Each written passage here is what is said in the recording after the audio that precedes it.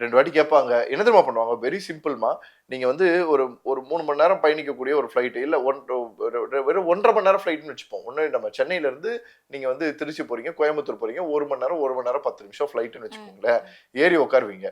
உட்கார்ந்து அடுத்து ஒரு லேண்ட் அது வந்து டேக் ஆஃப் ஆகி எல்லாம் போய் செட்டில் ஆகுறதுக்குள்ள ஒரு 20 நிமிஷம் முடிஞ்சிரும். அடுத்து இருக்கிறது 40 நிமிஷம். இப்ப என்ன பண்ணுவாங்க? நீங்க உங்களுக்கு தண்ணி, ஜூஸஸ்ன்னு ஏதாவது ஒண்ணு ஃபுடோ, ஸ்நாக்ஸோ ஆர்டர் பண்ணியிருந்தீங்கனாலும் அதெல்லாம் சர்வ் பண்ற அந்த டைம் எல்லாம் போகும். அதுல ஒரு 15 நிமிஷம் போகும். சரி டிவி பார்க்கலாம் நீங்க ஆன் பண்றீங்க. ஆன் பண்ணா ஒர்க் ஆகல. நீங்க என்ன பண்றீங்க? கூப்பிடுறீங்க. கூப்பிட்டா 10 நிமிஷம் கழிச்சு வருவாங்க. இதோ வரேன் சார்ன்னுவாங்க. பார்ப்பாங்க. Full reset பண்றேன்னுவாங்க. ரீசெட் பண்றதுக்கு மட்டும் 5 நிமிஷம் ஆகும். 5 நிமிஷம் கழிச்சு ரீசெட் பண்றதுக்குள்ள அந்த கூட அந்த இது பண்ணக்கூடிய ஹேர் ஹோஸ்டஸ் என்ன பண்ணுவாங்க? மத்த பேசஞ்சர்ஸ கவனிக்கிறதுக்காக போயிடுவாங்க. இப்ப அது ஓப்பன் பண்ணும்போது திருப்பி ஒர்க் ஆவாது. இப்ப கூப்பிட்டீங்கன்னா, திருப்பியும் 10 நிமிஷம் ஆக்குவான். இன்னும் 15 நிமிஷத்துல நான் இறங்க போறேன். எதுக்குடா கூப்பிடணும் அப்படின்னு நான் இறங்கி போயிட்டே இருப்பேன். அறுவை சிகிச்சையில் கத்தை என்பது வரலாறு. ரோபோட்டிக் சர்ஜரி என்பது இன்றைய கூறு. தங்கம் புற்றுநோய் சிகிச்சை மையம், நாமக்கல் மற்றும் கான்பூர்.